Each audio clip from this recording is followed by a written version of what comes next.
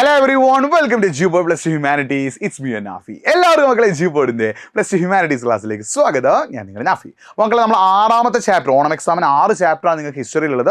ആറാമത്തെ ചാപ്റ്റർ ആയുള്ള ഭക്തി സൂഫി ട്രഡീഷനിലെ വളരെ ഇമ്പോർട്ടൻ്റ് ആയിട്ടുള്ള കുറച്ച് ക്വസ്റ്റ്യൻസ് നമുക്ക് നോക്കാം. ഭക്തി മൂവ്മെന്റ് കേട്ടോ, ശ്രദ്ധിക്കണേ. ഈ ഒരു വീഡിയോ ലൈക്ക് ചെയ്തിട്ട് മാക്സിമം ഫ്രണ്ട്സിലേക്ക് നിങ്ങൾ എന്ത് ചെയ്യുക, ഒന്ന് ഷെയർ ചെയ്യുക കേട്ടോ. ഭക്തി മൂവ്മെന്റ് അല്ലെങ്കിൽ ഭക്തി പ്രസ്ഥാനവുമായി ബന്ധപ്പെട്ടിട്ട് 4 മാർക്കിന് എക്സാം ചോദിക്കും. അതിന് മുന്നേ ഒരു കാര്യം നിങ്ങൾ കമന്റ് ചെയ്യണം. ഈ 6 ചാപ്റ്ററിൽ എത്ര ചാപ്റ്റർ നിങ്ങൾ പഠിച്ചു കഴിഞ്ഞു, ഇനി എത്ര ചാപ്റ്റർ പഠിക്കാൻ ബാക്കിയുണ്ട്, നിങ്ങൾക്ക് ഏത് ചാപ്റ്ററാണ് ഏറ്റവും ടഫായി തോന്നുന്നത് ഒന്ന് കമന്റ് ബോക്സിൽ ടൈപ്പ് ചെയ്യട്ടോ. മക്കളെ ഈ ഭക്തി മൂവ്മെന്റിനെ കുറിച്ച് നമ്മൾ നോക്കുകയാണെങ്കിൽ, അതായത് ഭക്തി മൂവ്മെന്റിനെ കുറിച്ച് ഞാൻ പറയുന്നത് ഏറ്റവും പ്രധാനപ്പെട്ട കാര്യം, ഇതിനൊക്കെ ഡീറ്റെയിൽ ക്ലാസ് നിങ്ങൾക്ക് വേണമെന്നുണ്ട്. നിങ്ങൾക്ക് ഇതിന്റെ നോട്ട് വേണം, ഇതിന്റെ സ്റ്റഡി മെറ്റീരിയൽസ് വേണം, ഇതിന്റെ PYQs വേണം, എല്ലാം വേണമെന്നുണ്ടെങ്കിൽ നിങ്ങൾ ജോയിൻ ചെയ്ത് എജുപ്പോന്റെ ഫാസ്റ്റ് ട്രാക്ക് ബാച്ചിലാട്ടോ. നിങ്ങൾ യൂട്യൂബ് ക്ലാസ്സുകൾ, ഞാൻ എല്ലാ വീഡിയോയിലും പറഞ്ഞാൽ ഞാൻ വീണ്ടും റിപ്പീറ്റ് ചെയ്യുന്നത്, യൂട്യൂബ് ക്ലാസ്സുകളെ മാത്രം കണ്ടിട്ട്, യൂട്യൂബ് ക്ലാസ് മാത്രം കണ്ടിട്ട് എക്സാമിന് തലേന്ന് പഠിച്ചാൽ ഒരിക്കലും നിങ്ങൾക്ക് മികച്ച മാർക്ക് നേടാൻ സാധിക്കില്ല. നിങ്ങൾക്ക് മികച്ച മാർക്ക് വേണം, നിങ്ങൾക്ക് ബെസ്റ്റ് റിസൾട്ട് വേണം, നിങ്ങൾക്ക് ഏറ്റവും അടിപൊളി മാർക്ക് വേണമെങ്കിൽ നിങ്ങൾ ജോയിൻ ചെയ്യുന്നത് എജുപ്പോന്റെ ബാച്ചിലാണ്. കമന്റ് ബോക്സ് നമ്മളൊരു ഫോം നമ്മൾ പിൻ ചെയ്ത് വെച്ചിട്ടുണ്ട്. ആ ഫോം ഫില്ല് ചെയ്യുക ആൻഡ് മാക്സിമം ഫ്രണ്ട്സിലേക്ക് നിങ്ങൾ എന്ത് ചെയ്യുക, വീഡിയോ ഒന്ന് ഷെയർ ചെയ്ത് കൊടുക്കുക കേട്ടോ. അപ്പോൾ ശ്രദ്ധിക്കണേ, കമന്റ് ബോക്സിൽ ഫോം ഒന്ന് ഫില്ല് ചെയ്തിട്ട് മാക്സിമം ഫ്രണ്ട്സിലേക്ക് നിങ്ങൾ എന്ത് ചെയ്യുക, വീഡിയോ ഒന്ന് ഷെയർ ചെയ്ത് കൊടുക്കുക. ആൻഡ് കമന്റ് ബോക്സിൽ ഫോം ഫില്ല് ചെയ്യാൻ കാരണം നിങ്ങൾക്ക് record class, live class, PYQs, study note, doubt clearance എല്ലാം നമ്മൾ പ്രൊവൈഡ് ചെയ്യുക ബാച്ചിൽ ജോയിൻ ചെയ്ത് നിങ്ങൾക്ക് മികച്ച മാർക്ക് നേടാൻ പറ്റും. ഈ ശ്രദ്ധിക്കുക, ഈ ഭക്തി മൂവ്മെന്റ് സ്റ്റാർട്ട് ചെയ്ത് എവിടെയാണ്? തമിഴ്നാട്ടിലാണ്. തമിഴ്നാട്ടിൽ ഈ ഭക്തി മൂവ്മെന്റ് പ്രൊപ്പഗേറ്റ് ചെയ്ത ആളുകൾ 2 ആളുകളാണ്, അൽവാസും ഉണ്ട്, നയനാസും ഉണ്ട്. അൽവാർമാർ എന്ന് പറഞ്ഞാൽ എന്താടാ? ലോർഡ് വിഷ്ണു ഭഗവാനെ ആരാധിച്ചിരുന്ന ആളുകളായിരുന്നു അൽവാസ്. ലോർഡ് ശിവ ഭഗവാനെ ആരാധിച്ചിരുന്ന ആളുകളാണ് നയനാസ്. അപ്പോൾ ഇവരെന്താ ചെയ്തത്? ഇവർ കീർത്തനങ്ങൾ ആലപിച്ചുകൊണ്ട് ഒരുപാട് സ്ഥലങ്ങളിലൂടെ സഞ്ചരിച്ചു അല്ലേ. അതായത് ഇവർ തമിഴ്നാടിന്റെ പല ഭാഗത്തും ശിവഭഗവാനെയും വിഷ്ണു ഭഗവാനെയും പ്രകീർത്തിച്ചുകൊണ്ട് കീർത്തനങ്ങൾ ആലപിച്ചുകൊണ്ട് പലയിടങ്ങളിലൂടെ സഞ്ചരിക്കുകയും, അത് മാത്രമല്ല പലയിടങ്ങളിൽ സഞ്ചരിച്ചു എന്ന് മാത്രമല്ല അവർക്കൊക്കെ വേണ്ടി ക്ഷേത്രങ്ങൾ നിർമ്മിക്കുകയും ചെയ്തിട്ടുണ്ട്. അത് മാത്രമല്ല ഈ ക്ഷേത്രങ്ങളൊക്കെ പിന്നീട് പിൽക്കാലത്ത് വലിയ ക്ഷേത്രങ്ങളാവുകയും ഇത് പിലിഗ്രിം സെന്റേഴ്സ് അഥവാ തീർത്ഥാടന കേന്ദ്രങ്ങളായിട്ട് മാറുകയും ചെയ്യും. ആൻഡ് അത് മാത്രമല്ല ഇത് മാത്രം ചെയ്ത ആളുകളല്ല bhakti movement. They oppose the caste system, ജാതി വ്യവസ്ഥയെ എതിർത്തിട്ടുള്ള ആളുകളായിരുന്നു ആര്? ഭക്തി മൂവ്മെന്റ് അഥവാ ഭക്തി പ്രസ്ഥാനം. ശ്രദ്ധിക്കണേ, കാസ്റ്റ് സിസ്റ്റം അഥവാ ജാതി വ്യവസ്ഥയെ എതിർത്തിരുന്ന ആളുകളായിരുന്നു ആര്? ഭക്തി മൂവ്മെന്റ് അഥവാ ഭക്തി പ്രസ്ഥാനം. അത് മാത്രമല്ല ബ്രാഹ്മണിക്കൽ മൊണോപ്പൊളി, അന്ന് എന്തുണ്ടായിരുന്നു? ബ്രാഹ്മണ മേധാവിത്വം ഉണ്ടായിരുന്നു. അതിനൊക്കെ എതിർത്തിട്ടുള്ള ആളുകളാണ് ആര്? ഭക്തി മൂവ്മെന്റ്. അത് മാത്രമല്ല അൺടച്ചബിലിറ്റി, തൊട്ടുകൂടായ്മ എന്നുള്ളൊരു അവസ്ഥ ഉണ്ടായിരുന്നു അല്ലേ. ലോവർ കാസ്റ്റ്, താഴ്ന്ന ജാതിപ്പെട്ട ആളുകളെ തൊടാൻ പാടില്ല, നോക്കാൻ പാടില്ല, അങ്ങനത്തെ ഒരുപാട് പ്രശ്നങ്ങളുണ്ടായിരുന്നു. അതിനൊക്കെ എതിർക്കുകയും എന്നിട്ട് ഇറസ്പെക്റ്റീവ് ഓഫ് കാസ്റ്റ്, ജാതികൾക്ക് അതീതമായി എല്ലാവരെയും ഒരുമിച്ച് കൂട്ടുകയും ചെയ്തിട്ടുള്ള ഒരാളായിരുന്നു ആര്? ഭക്തി മൂവ്മെന്റിന്റെ ആൾക്കാർ. ഇവരെന്ത് ചെയ്തിട്ടുണ്ട്? ഒരുപാട് രചനകൾ നടത്തിയിട്ടുണ്ട്. അതിൽ ഏറ്റവും പ്രധാനപ്പെട്ട ഒന്നാണ് എന്ത്? 4000 ദിവ്യപ്രബന്ധം എന്ന് വിളിക്കുന്ന, തമിഴ് വേദം എന്ന് വിളിക്കുന്ന 4000 ദിവ്യപ്രബന്ധം. 1 മാർക്കിന് ചോദിക്കാറുണ്ട്. തമിഴ് വേദം എന്ന് വിളിക്കുന്ന 4000 ദിവ്യപ്രബന്ധം എന്താണ്? ഇതിൽ ഏറ്റവും പ്രധാനപ്പെട്ട ഒരൊന്നാണ്. അത് മാത്രമല്ല ഇതിൽ പിന്നെ മെയിൽ അഥവാ പുരുഷന്മാരായിട്ടുള്ള ഡിവോട്ടീസ് മാത്രമല്ല, അണ്ടാള്, അക്ക മഹാദേവി, കാരക്കൽ അമ്മയാറ് പോലുള്ള വിമൻ ഡിവോട്ടീസ്, സ്ത്രീകളായിട്ടുള്ള ഭക്തജനങ്ങളും എന്തിലുണ്ടായിരുന്നു? ഭക്തി മൂവ്മെന്റ് അഥവാ ഭക്തി പ്രസ്ഥാനത്തിൽ ഉണ്ടായിരുന്നു എന്നുള്ളൊരു കാര്യം മനസ്സിലാക്കി വെക്കുക. ആൻഡ് അത് മാത്രമല്ല ഇവരെന്ത് ചെയ്യാണ്? ഇവര് പിന്നെ മനോഹരമായ ക്ഷേത്രം, അതായത് with the help of the Chola rulers, Chola ഭരണാധികാരികളുടെ സഹായത്തോടു കൂടി ചിദംബരം, തഞ്ചാവൂര്, ഗംഗൈകൊണ്ട ചോളപുരം പോലുള്ള സ്ഥലങ്ങളിൽ ഇവരെന്താണ് മനോഹരമായ ക്ഷേത്രങ്ങൾ നിർമ്മിച്ചിട്ടുണ്ട്. ആൻഡ് രാഷ്ട്രവുമായി നല്ല രീതിയിലുള്ള ബന്ധം ഇവർക്ക് ഉണ്ടായിരുന്നു. ചോള റൂളേഴ്സ്, ചോള ഭരണാധികാരികൾ എന്ത് ചെയ്യാണ്? ഇവരെല്ലാ തരത്തിലും എന്ത് ചെയ്തിരുന്നു? ഹെൽപ്പ് ചെയ്തിരുന്നു. ഇതേപോലെ എക്സാമിന് 4 മാർക്കിന് ചോദിക്കാൻ ചാൻസ് ഉള്ള ഒന്നാണ് ഇത് വീരശൈവ മൂവ്മെന്റ്. വീരശൈവ പ്രസ്ഥാനവുമായി ബന്ധപ്പെട്ടിട്ട് 4 മാർക്കിന് എന്ത് ചെയ്തേക്കാം? എക്സാമിന് ക്വസ്റ്റ്യൻ ചോദിച്ചേക്കാം. ശ്രദ്ധിക്കണേ, വീരശൈവ മൂവ്മെന്റ് അല്ലെങ്കിൽ വീരശൈവ പ്രസ്ഥാനവുമായി ബന്ധപ്പെട്ട് എന്ത് ചെയ്തേക്കാം? പിന്നെ ക്വസ്റ്റ്യൻസ് ചോദിച്ചേക്കാം. അപ്പോൾ ശ്രദ്ധിക്കണം, വീരശൈവ മൂവ്മെന്റ് എസ്റ്റാബ്ലിഷ് ചെയ്ത ബസവണ്ണയാണ് അല്ലേ.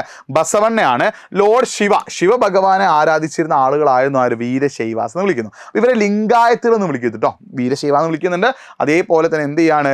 ലിംഗായത്തുകൾ എന്ന് വിളിക്കുന്നുണ്ട്. ഇന്നും അവിടുത്തെ ഏറ്റവും ഇമ്പോർട്ടൻ്റ് ആയിട്ട് കമ്മ്യൂണിറ്റിയാണ് അവിടുത്തെ കർണാടകയിൽ. അപ്പോൾ കർണാടകയിൽ ഏകദേശം 12th സെഞ്ചുറിയിലാണ് എന്ത് സ്റ്റാർട്ട് ചെയ്തത്? വീരശൈവ മൂവ്മെന്റ്. അത് മാത്രമല്ല ഇവരെന്താണ്?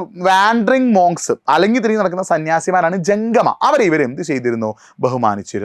And the Lingayats believe that after the death the devotee will be united with Shiva. മരണശേഷം ഭക്തൻ എന്ത് ചെയ്യുന്നു? ശിവഭഗവാനുമായിട്ട് കൂടിച്ചേരുമെന്ന് ഇവർ വിശ്വസിച്ചിരുന്നു. അതുകൊണ്ട് ഇവർക്ക് അങ്ങനെ പ്രത്യേക എന്തില്ല? സംസ്കാര ചടങ്ങുകളൊന്നുമില്ല. പിന്നെ ഇവർ എന്ത് ചെയ്യാണ്? അന്നത്തെ ബ്രാഹ്മണിക്കൽ മൊണോപ്പൊളിയെയും ഈ കാസ്റ്റ് സിസ്റ്റം, ജാതി വ്യവസ്ഥയൊക്കെ എതിർത്തിരുന്ന ആളുകളായിരുന്നു ആര്? ലിംഗായത്ത്. അതേപോലെ also question the theory of rebirth, പുനർജന്മ സിദ്ധാന്തത്തെയും ഇവർ എന്ത് ചെയ്തിട്ടുണ്ട്? എതിർത്തിട്ടുണ്ട്. അത് മാത്രമല്ല പിന്നെ ഇവർ വേറെയും ചില കാര്യങ്ങൾ എതിർത്തിരുന്നു. അതായത് ചൈൽഡ് മാരേജ്, ശൈശവ വിവാഹം, പ്രായപൂർത്തിയാവാതെ ചെറിയ പ്രായത്തിൽ തന്നെ കുട്ടികളെ കല്യാണം കഴിപ്പിക്കുന്ന ചൈൽഡ് മാരേജ് അഥവാ ശൈശവ വിവാഹത്തെ എന്ത് ചെയ്തിരുന്നു, എതിർത്തിരുന്നു. And they also promoted the marriage of widows. വിധവകൾക്ക് അന്ന് കല്യാണം കഴിക്കാൻ പാടില്ല, ഭർത്താവ് മരിച്ചു കഴിഞ്ഞാൽ ഒരു സ്ത്രീ മറ്റൊരു കല്യാണം കഴിക്കാൻ പാടില്ല നിയമമൊക്കെ ഉണ്ടായിരുന്നു. അതിനെ എതിർക്കുകയും പ്രൊമോഷൻ ഓഫ് വിഡോ റീമാരേജ്, വിധവകളുടെ പുനർവിവാഹത്തെ ഇതാക്കുകയും ചെയ്തിട്ടുള്ള ആളുകളാണ് ആര്? വീരശൈവ മൂവ്മെന്റ്. തീർന്നിട്ടില്ല. വീരശൈവ മൂവ്മെന്റ് എന്താണ്? കന്നഡ ഭാഷയിൽ വചന സാഹിത്യം എന്ന് വിളിക്കുന്ന ഗ്രന്ഥവും എഴുതിയിട്ടുണ്ട്. ഇതേപോലെ 6 മാർക്കിന് എന്ത് ചെയ്തേക്കാം? സൂഫിസവുമായിട്ട് ബന്ധപ്പെട്ട് ചിസ്തി സിൽസില അല്ലെങ്കിൽ ചിസ്തി സൂഫി മൂവ്മെന്റിനെ കുറിച്ച് എന്ത് ചെയ്തേക്കാം? എക്സാമിന് ചോദിച്ചേക്കാം. അപ്പൊ ശ്രദ്ധിക്കണേ, സ്ഥാപിച്ചത് ആരാണ്? ഖോജ മൊയ്നുദ്ദീൻ ചിസ്തി ആട്ടോ. ശ്രദ്ധിക്കുന്നത്, സ്ഥാപിച്ചത് ആരാണ്? ഖോജ മൊയ്നുദ്ദീൻ ചിസ്തിയാണ്. പക്ഷേ ഇത് ഏറ്റവും ടോപ്പിലെത്തിയത് ആരെ കാലഘട്ടത്തിലാണ്? ഷെയ്ഖ് നിസാമുദ്ദീൻ ഔലിയ. ആരെ കാലഘട്ടത്തിലാണ്? ഷെയ്ഖ് നിസാമുദ്ദീൻ ഔലിയയുടെ കാലഘട്ടത്തിലാണ് എന്ത് ചെയ്തത്? ഇത് അതിന്റെ ഏറ്റവും ടോപ്പിലെത്തിയത്. ഇനി ശ്രദ്ധിക്കുക, യമുന നദിയുടെ തീരത്തായിരുന്നു എന്ത്? ഷെയ്ഖ് നിസാമുദ്ദീൻ ഔലിയയുടെ കൻകകൾ ഉണ്ടായിരുന്നു എന്നുള്ളൊരു കാര്യം നിങ്ങൾ എന്ത് ചെയ്യുക? മനസ്സിലാക്കി വെക്കട്ടോ. അപ്പോൾ ഇവരുടെ കൻക, ഇവരുടെ ഈ ഒരു ഹോസ്പിസ് അല്ലെങ്കിൽ ഇവരുടെ ആ ഒരു കേന്ദ്രം എവിടെയായിരുന്നു? ഗിയാസ്പൂരിൽ യമുന നദിയുടെ തീരത്തോട് കൂടിയായിരുന്നു. ഇതിൽ നിസാമുദ്ദീൻ ഔലിയുടെ കാലഘട്ടത്തിലാണ് ഈ നിസാമുദ്ദീൻ ഔലിയയുടെ കൻകയാണ് എവിടെ ഉണ്ടായിരുന്നത്? റിവർ യമുനയുടെ തീരത്ത് ഗിയാസ്പൂരിൽ ഉണ്ടായിരുന്നു കേട്ടോ. അപ്പോൾ അവിടേക്ക് ഒരുപാട് ആളുകൾ അനുഗ്രഹം ഇതാക്കിക്കൊണ്ടും സംസാരിക്കാനൊക്കെ ആയിട്ട് എന്ത് ചെയ്യുന്നു? അവിടേക്ക് വന്നിരുന്നു. രാവിലെയും വൈകുന്നേരം ഇവരവിടെ കണ്ടിരുന്നു. പിന്നെ അത് മാത്രമല്ല, ഈ കൻകയിൽ ഒരു ലങ്കർ, കോമൺ കിച്ചൺ, ഫ്രീ ആയിട്ട് സൗജന്യമായി ഭക്ഷണം കൊടുക്കുന്ന ലങ്കർ എന്ന് വിളിക്കുന്ന കോമൺ കിച്ചനും ഫുത്തുഹ്, ദാനധർമ്മം കൊടുക്കുന്ന ഫുത്തുഹ് എന്ന് വിളിക്കുന്ന രീതി ഇവിടെ ഉണ്ടായിരുന്നു? ഇവിടെ ഉണ്ടായിരുന്നു. പിന്നെ അന്നത്തെ കാലത്ത് പട്ടാളക്കാർ, സാധാരണക്കാരായിട്ടുള്ള ആളുകൾ എല്ലാവരും എവിടേക്ക് എത്തിയിരുന്നു? ഇവിടേക്ക് എത്തിയിരുന്നു. ഇതേപോലെ 6 മാർക്കിന് ചോദിക്കാൻ ചാൻസ് ഉള്ള ഒരു ക്വസ്റ്റ്യൻ ആണ് കബീർ ദാസ്, ഗുരു നാനാക്ക്, മീരാബായ്. ഇവരെ 3 ആളുകളെയും കുറിച്ചിട്ട് കമ്പൈൻ ചെയ്തിട്ടോ അല്ലെങ്കിൽ ഓരോരുത്തരെ സെപ്പറേറ്റ് ആയിട്ടോ എന്ത് ചെയ്തേക്കാം? എക്സാമിന് ചോദിച്ചേക്കാം. കബീർ ദാസിനെ കുറിച്ച് ചോദിക്കാം, ഗുരുനാനാക്കിനെ കുറിച്ച് ചോദിക്കാം, മീരാബായിയെ കുറിച്ചിട്ടും എന്ത് ചെയ്യാം? എക്സാമിന് ചോദിക്കട്ടോ. അപ്പൊ നിങ്ങൾ പഠിച്ചു വെക്കണം എന്താടാ? കബീർ ദാസിനെ കുറിച്ച് ചോദിക്കാറുണ്ട്, ഗുരുനാനാക്കിനെ കുറിച്ച് ചോദിക്കാറുണ്ട്, മീരാബായിയെ കുറിച്ചിട്ടും എന്ത് ചെയ്യാറുണ്ട്? എക്സാമിന് ചോദിക്കാറുണ്ട്. മനസ്സിലാക്കി വെക്കണേ. കബീർ ദാസ് ഉണ്ട്, ഗുരുനാനാക്ക് ഉണ്ട്, മീരാബായി ഉണ്ട്.